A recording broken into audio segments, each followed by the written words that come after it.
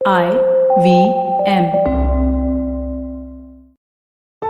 हंस वाणी। हंस कथा मासिक अब आवाज की दुनिया में।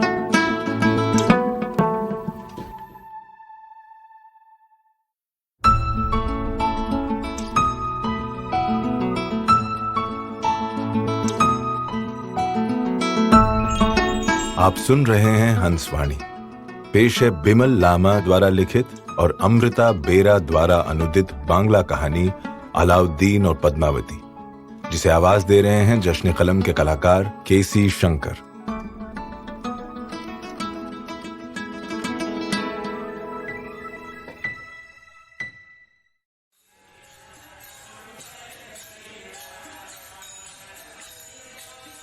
ये जो ब्राह्मण धर्मशाला है ना, उस दिन ठीक इसके बाहर एक कांड हो गया। शायद अंदर कोई कार्यक्रम चल रहा था, क्योंकि ऊपर के बरामदे से गाने बजाने की आवाज का सैलाब नीचे सड़क तक उमड़ रहा था। वो आवाजें सड़क पर चलते लोगों के सिर शरीर पर प्रहार कर रही थी। कुछ लोग खुश हो रहे थे तो कुछ लोग विरक्ति से ऊपर देख रहे थे। सड़क की उल्टी तरफ फुटपाथ पर खड़ा 23 साल का एक जवान लड़का यही सब देख रहा था। उसका नाम अलाउद्दीन था। संस्कृत में उसने सिद्धू कान्हू बिरसा विश्वविद्यालय से मास्टर्स किया था। झालदा में रहता था। आज रविवार का दिन था। तभी 50 किलोमीटर रास्ता तय करके अलाउद्दीन अपने साप्ताहिक अभिसार वीकली रॉन्डेवू पे आया था और पद्मावती का इंतजार कर रहा था।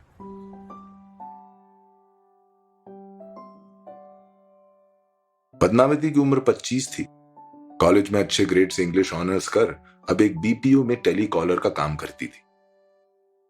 हर इतवार को अलाउद्दीन और पद्मावती ब्राह्मण धर्मशाला के सामने मिला करते थे। फिर दोनों बाइक पर सवार हो शहर से बाहर थोड़ी दूर तक जाते थे। कभी कंसावती नदी की मरी खात में नंगे पैर झुरझुरी रेत पे उछलते कूदते रहते थे। कभी पलाश के जंगल के सूखे पत्तों पर जूते पांव में डाले पियानो बजाते थे। मतलब 2-3 घंटे वे जमकर मस्ती किया करते थे, जब तक कि शहर अंधेरे की आगोश में न समा जाए। अलाउद्दीन और पद्मावती को वहां कोई नहीं पहचानता था। वैसे हेलमेट की एक और उपयोगिता है, किसी की नजर में आए बिना छुप छुप के सबको देखना। यही सहूलियत बुर्का पहनने से भी होती है। पद्मावती इसके बारे में कभी कभी सोचती थी। एक दिन उसने अलाउद्दीन से कहा भी था, मेरे लिए एक बुर्का ला देना। तो बुर्का? यार तुम तालिबान की तरह बात मत करो। अरे तुम समझ नहीं रहे हो, तुम्हारे पास तो हेलमेट है, मैं कैसे क्या? पद्मावती कहने में हिचकिचा रही थी। चाह कर भी नहीं कह पा रही थी कि किस तरह वो अपना मुंह ढांके, यानी कैसे अपना चेहरा छुपाए। लेकिन उसने ऐसा कुछ तो नहीं किया था, तो फिर क्यों उसे? फिर भी उस दिन पद्मावती ने अलाउद्दीन के साथ झूठ मूठ की लड़ाई कर ली। तुम्हारा क्या जाता है, केकड़े सन्यासी की तरह हेलमेट के अंदर छुपे रहते हो। जितनी भी परेशानी होती है वो तो मेरी है। और तभी अचानक ब्रेक लगा। लंबे आर्तनाद के साथ बाइक कंसावती पुल पर खड़ी हो गई।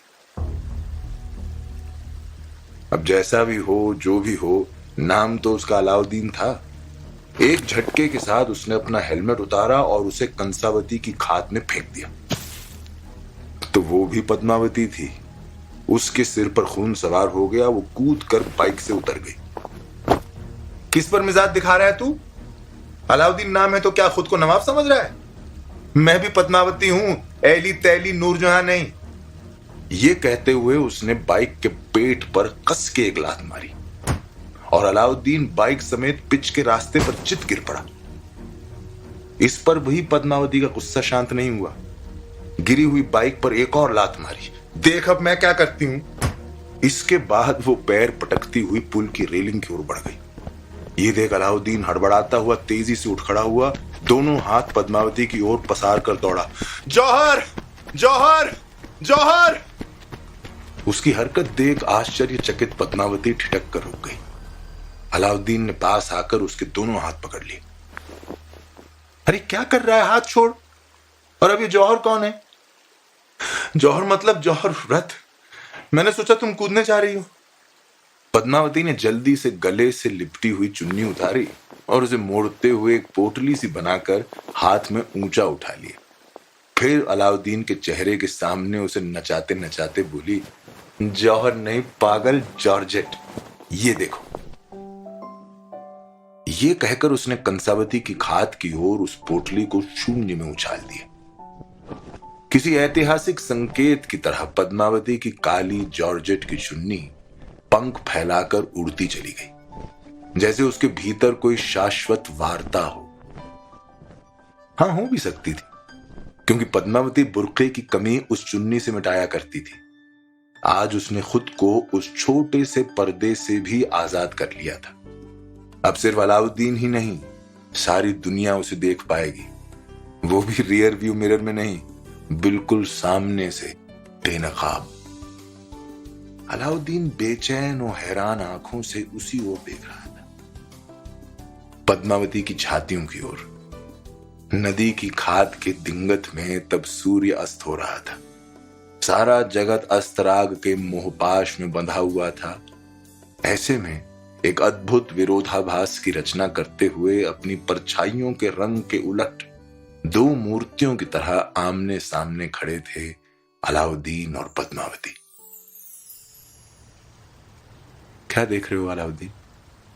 अलाउद्दीन ने उसकी छातियों से नजरें उठाते हुए उसकी आंखों में देखा। जौहर से जॉर्जेट, क्या इतनी आसान राह है पद्मावती?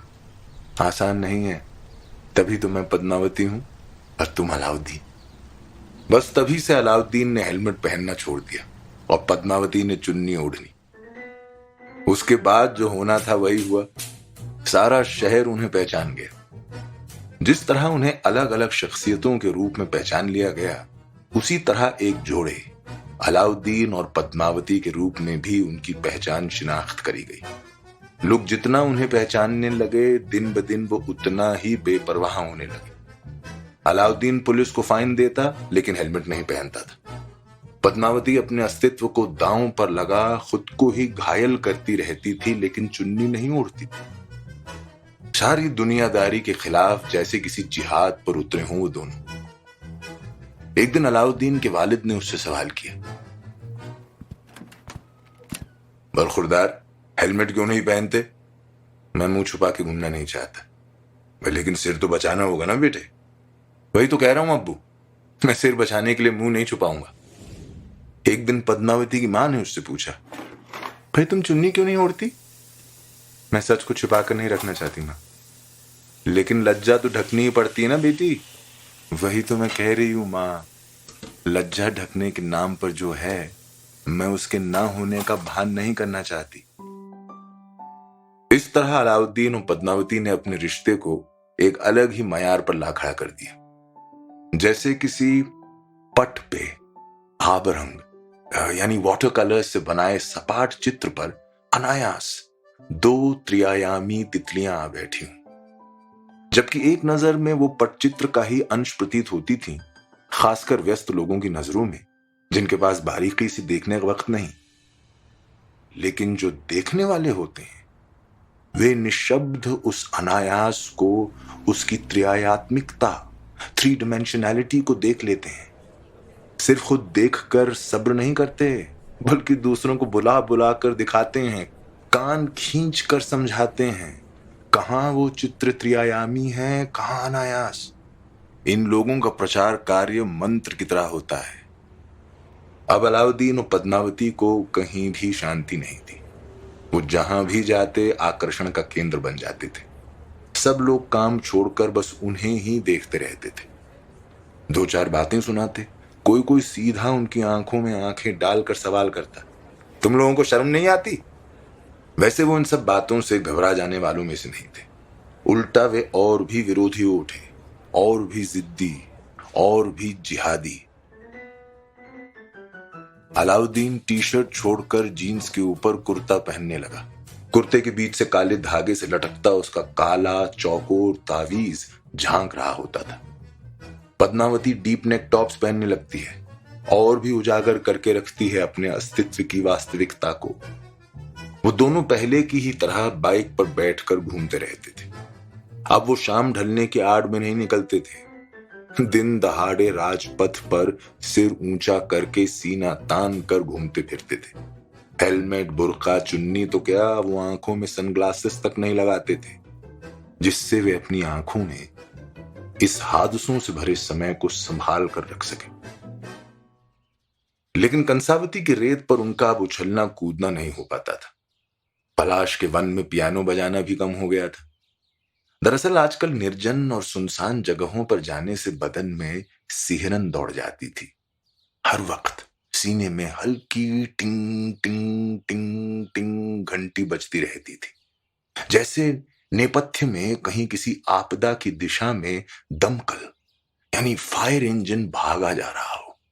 बड़ी सतर्कता के साथ कान लगाकर सुनना पड़ता था आसपास की आवाजों को, सूंघ लेना पड़ता था खतरों को, आंखें गड़ाकर देखना होता था पेड़ पौधों के झुरमुट में कहीं कोई जरा सा भी कंपन तो नहीं हो रहा है।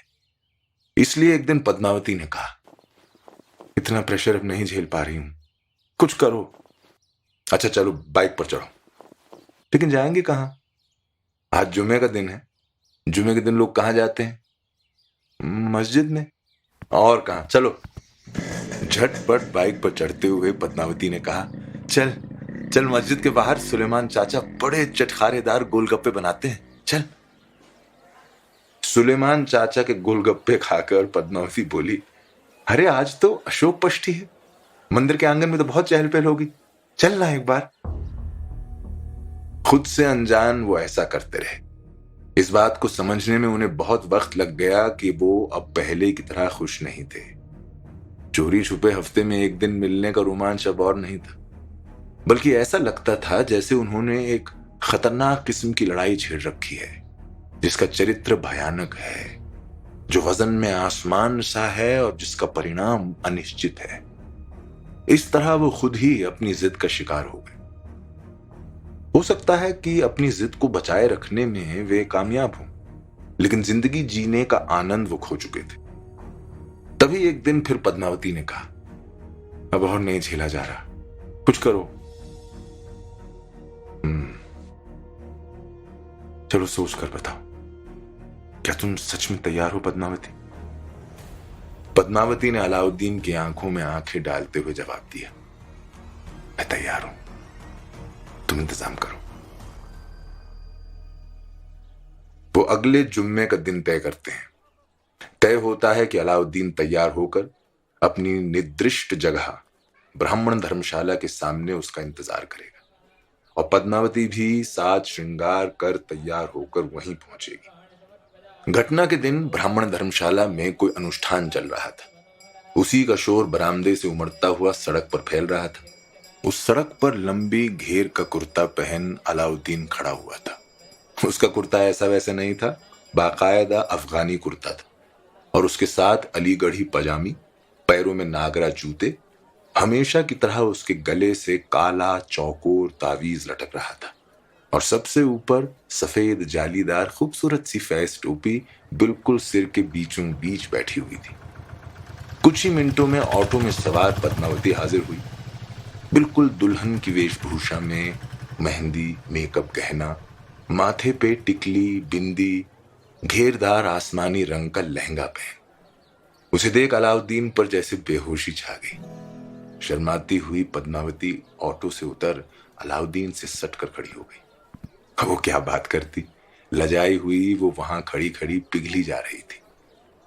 वो दोनों जब अपनी खुमारी में डूबे बाहरी दुनिया से कट गए, तभी अचानक उनके कानों में तेज हुंकारें गूंजने लगी। उन्होंने मुंह उठाकर देखा कि सड़क की दूसरी ओर लोगों का एक दल इकट्ठा हुआ है।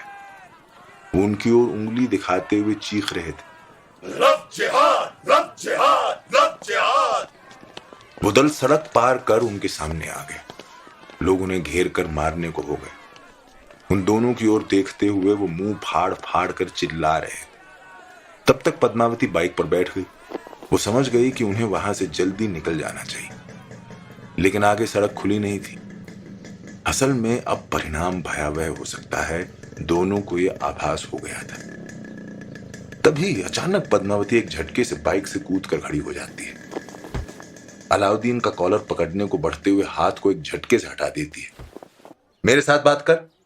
हुजूम चिल्ला चिल्ला कर पद्मावती को गाली गलौज करने लगता है। उसे समझाने की कोशिश की जाती है किस तरह वो लव जिहाद का शिकार हो गई है, किस तरह वो एक अंतरराष्ट्रीय षड्यंत्र के फंदे में पांव रखने जा रही है। वो लोग धमकी देते हैं, बात ना सुनने का नतीजा अच्छा नहीं होगा। पद्मावती पलटकर हुंकार भरती है। झिलमिलाते लहंगे में सजी समूरी दुल्हन दोनों हाथ शून्य की ओर उठा देती है। ठीक है, मान लिया। उस पल वो असामान्य लग रही होती है, जैसे कोई काल्पनिक चरित्र हर पल किसी नई किंवदंती का निर्माण करती जा रही हो, जिसे अगली पीढ़ी सत्य समझकर विश्वास करेगी। एक दिन लोग ये मानना ही नहीं चाहेंगे कि असल में उसने ऐसा नहीं किया था। ये कि उसने जेके कॉलेज में कभी पढ़ाई नहीं की थी, कॉल सेंटर में काम नहीं किया था। लेकिन उस वक्त पद्मावती का वो रूप देखकर मारने आ रहे लोग ठिठक जाते हैं। पद्मावती वही वीरांगना की भंगिमा को बरकरार रखती है। मान ली तुम लोगों की बात, और अभी मैं एक दमदार इंसाफ करने जा रही हूं। देखो तुम लोग, ये कहते हुए वो अलाउद्दीन की ओर मुड़ती है। तुम अभी मुझे तलाक दो, कहो 3 तलाक। अलाउद्दीन भौंचक पद्मावती की ओर देखने लगता है। अरे बोल, 3 तलाक बोल, समय नहीं है हाथ में। धमकी खाकर अलाउद्दीन और भी असमंजस में पड़ जाता है। 3 तलाक? अरे 3 तलाक का मतलब 3 बार तलाक तलाक तलाक बोल। 3 तलाक 3 तलाक 3 तलाक। पद्मावती अब सचमुच धैर्य खो बैठती है। वो रणभूमि का हुंकार भरते हुए दांत पीसती है। अबे उल्लू के पट्टे, सिर्फ तलाक बोल 3 बार। आखिरकार अलाउद्दीन सफलता के साथ तलाक तलाक तलाक बोल देता है। संग संग पद्मावती लोगों की ओर मुखातिब हो जाती है। किस्सा खत्म? अब जाओ, जाकर गाना सुनो। उसके बाद अलाउद्दीन की ओर मुड़ती है। भाईजान, मुझे अपनी मोटरसाइकिल पे जरा घर छोड़ देंगे प्लीज? चलो स्टार्ट मारो। पद्मावती फिर बाइक पर उछलकर बैठ जाती है। अलाउद्दीन जल्दी से स्टार्ट मार चल पड़ता है। लोग तब तक भी इस सब से उबर नहीं पाते हैं। वो सम्मोहित से सड़क से हटकर खड़े हो जाते हैं। अलाउद्दीन और पद्मावती राजपथ पकड़ कर चल देते हैं। थोड़ी दूर जाकर पद्मावती भीड़ की ओर पलट कर देखती है। 2 उंगलियां मुंह में डालकर एक जोर की तीखी सीटी मारती है। उसके बाद आसमान की ओर देखकर चीखती है, कबूल है, कबूल है, कबूल है।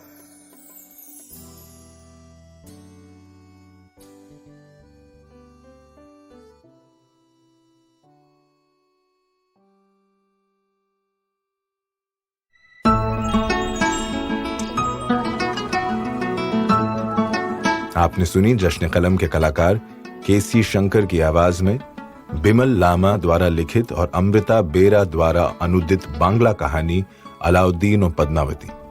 ये कहानी हंस पत्रिका के अक्टूबर 2021 अंक में प्रकाशित हुई थी। सुनिए हंस वाणी को hanshindiMagazine.in पर या IVM पॉडकास्ट ऐप और वेबसाइट पर या फिर अन्य पॉडकास्ट ऐप्स पर। आशा है इस नए सफर में हमें आपका प्यार और साथ मिलेगा।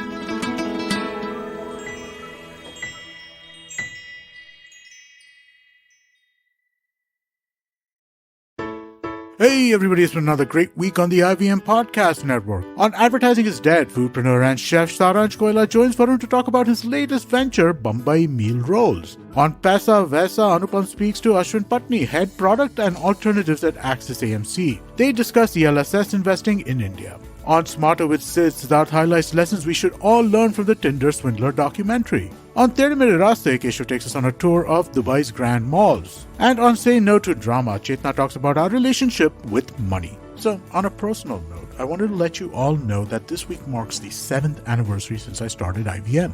I'm eternally grateful to the team we have here, especially Kavita Rajwade and Tejas Sringarpure, who have been here since the beginning. They've seen the struggles, our eventual acquisition by Pratilipi, and our continued struggles to make podcasting a large and thriving part of the media industry. We have the best hosts in the world, and I have to say that I'm so glad and so grateful that they have chosen to work with us. And finally, I'd like to say thank you to you, the millions of folks who have heard or watched our content. All I can say is, you ain't seen nothing yet. I hope you join us as we continue this journey. In the meanwhile, do follow us on social media. We're IVM Podcasts on Twitter, Facebook, Instagram, and LinkedIn. And remember, if you're enjoying this show or any of our other shows for that matter, please do tell a friend. Also, don't forget to rate us on any platform you're listening to. You can also check us out on YouTube. To get a list of all of our channels, you can go to ivmpodcast.com/YouTube, where you can go to all the channels. And finally, we'd like to thank our sponsors this week, SBI Life Insurance, Bank of Baroda, Max Life Insurance, India Water Portal, and HDFC Life Insurance. Thank you so much for making this possible. A wise man once said, traveling, it makes you speechless, then turns you into a storyteller. Well, listen to such travel stories and experiences exploring India on the Musafir Stories with us, Saif and Faiza. Catch us on the IVM website, app, or wherever you get your podcasts from.